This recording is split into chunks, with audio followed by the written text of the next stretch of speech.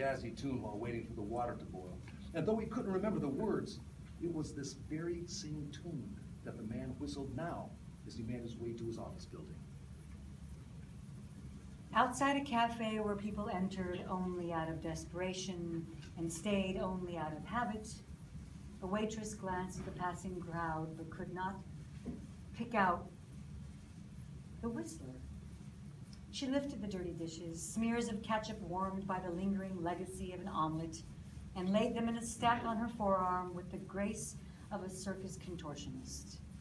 In the same fluid motion, she pulled out a rag and pushed the crusty bits of burnt toast onto the sidewalk, returned the towel to her apron, and used her now free hand to open the door, all while frowning at the small tip.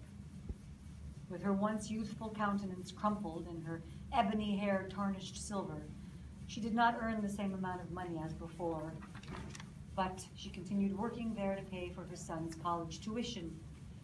Every plate of soggy hash browns pushed her son a little farther from her and a little closer to a better life. She worked 18 hours a day to help him be the first in the family to graduate from college. Clenching her jaw, she continued cleaning. 4 tables later, with the Whistler song still weaving around in her thoughts, she began to hum softly with a hint of melancholy. A student on her way to her morning classes stopped by the small coffee shop to prepare for the next 3 hours. She boarded the crosstown bus with a styrofoam cup in hand, and she stared out the window. Her thoughts wandered alongside her, stepping over passing cars and ducking beneath storefront awnings.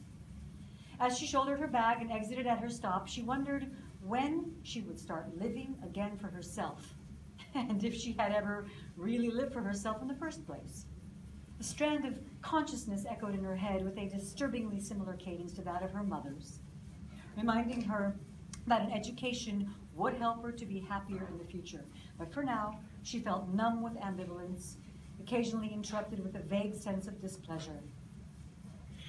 She pursed her lips and felt as if that minute action summed up her whole existence. So wandering into the lecture hall, she looked at her classmates and her mind went blank.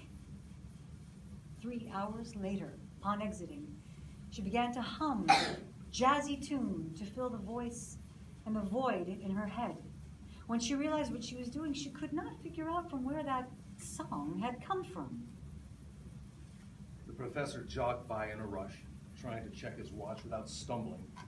The taxi driver that brought him to the airport seemed to have gone out of his way to take the busiest, most congested streets. It was only a short 43-minute flight to get to his nephew's birthday party.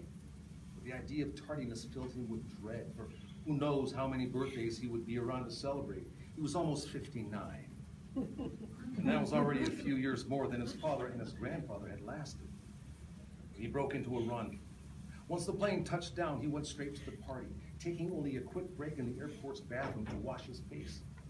He focused on steadying his hands and smoothing his walk. Leaving for his sister's house, the man attempted to ignore the pain of age and quietly began whistling some distantly familiar song. The wind cornered the hunched man between 2 entryway columns as the last threads of sunlight left, taking their warm protection with them. The man gave the bottom hem of his coat a weak tug, then put his heavy bag down and rested against it. He watched the flow of cars slow as pedestrians scurried into buildings. One straggler walked slowly towards a hotel with the loping gait of a stuffed man coming from a feast, peppered by an occasional stumble. As he approached, the man taking shelter from the wind could hear a whistled tune. The vagrant had forgotten that he knew this song, but the wind blew the memories right back to him. It was his father's raspy voice, the same that had